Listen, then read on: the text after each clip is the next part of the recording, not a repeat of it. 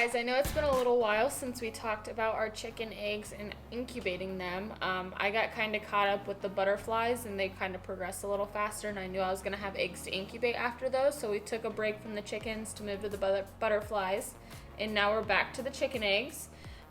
In the last video, I talked about some of the eggs that we were going to be incubating and the chickens themselves. Today, I'm going to be talking about the eggs and how we select them to go into the incubator and the start of the incubation process. So you can see there's quite a few different eggs in front of me, different colors, different sizes, and you're probably wondering what all of them are. This set of eggs here, these are all quail eggs actually, and these blue eggs are actually rare. There is not very many quail that actually lay the blue eggs, and even if they come out of these blue eggs, doesn't mean that they're going to lay the blue eggs either. So buying these eggs, we actually bought them off eBay. It was kind of a toss-up, but it's something that we're trying to do and incorporate into our flock. Here are the Somani eggs, or Americana eggs, that we talked about in the last chicken video. These eggs here are Somani eggs, and these are pretty cool. They're another rare breed that you would see. They are an all-black chicken, and when I say all black, I mean all black. Their meat's black, their beak, their tongue, their legs, all of their feathers, they're all black. So that's really rare. And Somani actually means black chicken, where they're from in Indonesia. And then this last egg here is actually a duck egg that somebody gave to me to try and incubate for them. So we're gonna give it a shot. And you're probably thinking, oh, that's pretty cool, they have so many different things, but it can get kind of difficult for us too, because all of these eggs won't go in the incubator at the same time. So we just got these eggs today. They haven't been put in the incubator yet. These ones were one of the first sets that we put in the incubator, and they'll be ready to hatch around this weekend. These Americana eggs we just put in a couple days ago, and these duck eggs have been in there for about a week. All of these eggs don't even take the same process to incubate either. Alright, so all of these eggs take a different length of incubation while they're in the incubator as well. So these quail eggs are between 17 to 18 days, chicken eggs are 21 days, and duck eggs are 28 days. And when you're incubating eggs, you also have to know the humidity that they start at and the temperature. Eggs are always going to be incubated at 100 degrees, and you don't want it to fluctuate at all. If it's between 99 and 100, you're good, and you don't want to mess with that. You also have to look at their humidity. Humidity when you first put them into the incubator is going to be at 45 degrees, and then all of these eggs will hit a certain date range where they'll be moved into a separate incubator where you'll increase the humidity. So the quail will be moved at 14 days and they'll hatch at 18 days. Chicken eggs will be moved on 18 days and hatch at 21 days. And duck eggs are a lot different in this aspect. Once the duck eggs hit the 10 days of incubating, you will take them out daily and you'll spray them with water, and then you will let them cool down to room temperature before putting them back in the incubator.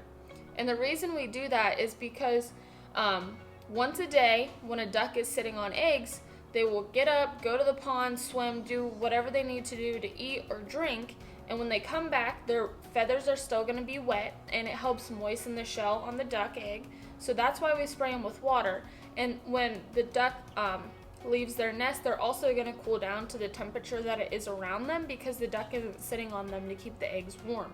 And that's why we will let them cool down before we put them back in the incubator, is to simulate what it is in nature when a duck is sitting on that egg. Alright, so when you're looking at eggs, you would probably think that we can just put any egg in the incubator, but that's not true at all. So some of these eggs, like this one, might be a little more dirty than what other eggs would be. If you have a dirty egg like this, this one's kind of okay, you can still put it in the incubator, but if it was any more dirty than that, you wouldn't want to put it in. Because of the heat and humidity, it will help grow bacteria in with the other eggs, and it could cause the egg to not hatch. So that's something that you want to look out for. You would want to look for an egg more like this, that's really clean. when you get it and receive it, or if you collect them from your chickens.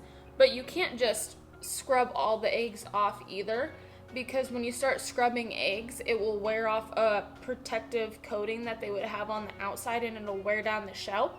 So you don't want to scrub eggs before you put them in either. So a lot of times dirty eggs like this we'll just set to the side or get rid of, because the chances are the chick isn't going to hatch to begin with. You also will want to look for eggs that are misshapen. They might be larger than the other eggs or skinnier than the other eggs, maybe a little more pointed. A lot of times eggs like that have deformities on the inside. So if it's a bigger egg, maybe it has 2 yolks in it, and if there's 2 yolks, chances are there's not going to be twins, and the chick is not going to survive if it even starts to grow. A lot of times it won't start to grow at all.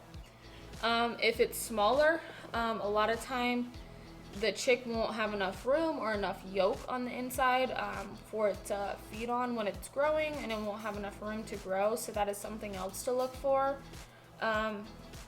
If you see any hairline cracks in them, you don't want to use that either, because the bacteria or anything could get onto the inside of the shell, and it'll cause an infection within the chicks, and they either won't make it to hatching, or once they are hatched, they'll get sick and die.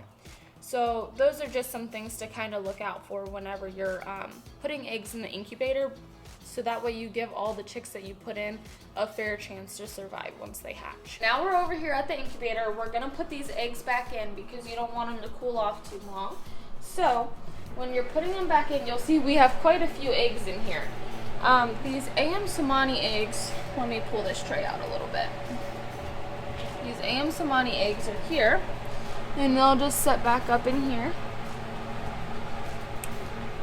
And you always want to make sure that they are point down, because at the top of the egg, where the more round end is where there is a air sac.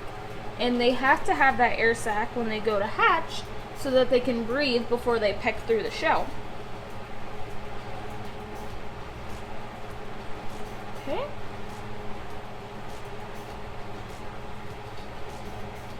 Alright.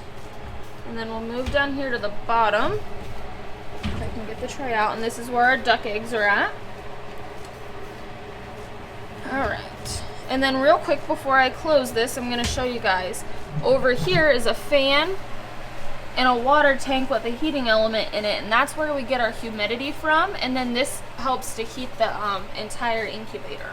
So we'll go ahead and close this up so we don't lose too much humidity, because we want to keep that pretty consistent for the eggs inside. You'll notice that these green trays that the yellow trays we're sitting in, those are actually the egg turner.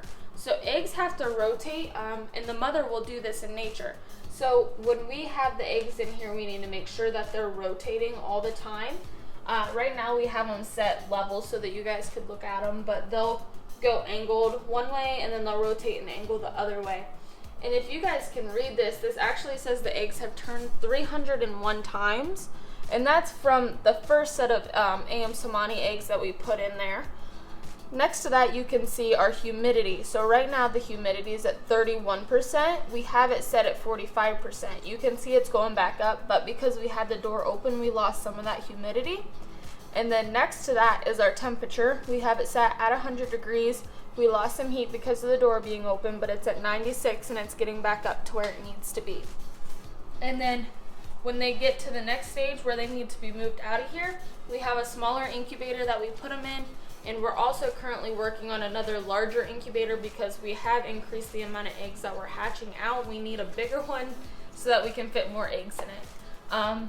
And that's pretty much the process that we're doing right now. And I'm hopefully going to have videos of all of the different things hatching. I want to have some of the ducks, the chickens, both breeds, and the quail for you guys to see. So make sure to stay tuned for those videos.